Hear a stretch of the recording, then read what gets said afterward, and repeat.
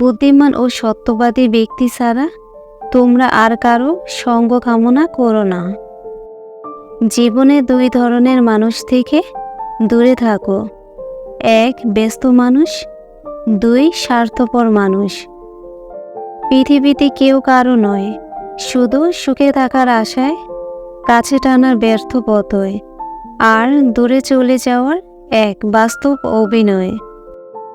জীবনে এমন একটা সময় আসে যখন দেয়ার মতো উত্তর, বলার মতো কথা আর বোঝানোর মতো ভাষা হারিয়ে যায়।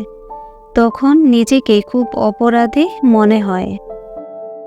সফল মানুষের সাথে অসফল মানুষের মধ্যে পার্থক্য হলো শক্তি বা জ্ঞান নয়।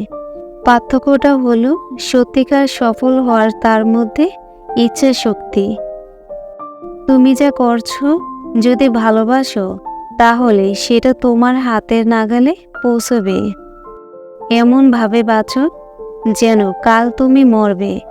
এমনভাবে শেখো যেন তুমি সর্বদা বাঁচবে। কখনো গায়ের রং দেখে প্রেম করা ঠিক না। মনে রাখবেন, কালো পিঁপড়ার চেয়ে লাল পিঁপড়া বেশি কামড়ায়। বেশিরভাগ মানুষগুলো তার লক্ষ্য পূরণ করতে পারে না, কারণ তারা তার মূল লক্ষ্য নিয়ে ঠিকমতো কখনো পরিকল্পনা করে না এবং নিজের উপর পুরোপুরি বিশ্বাস রাখে না।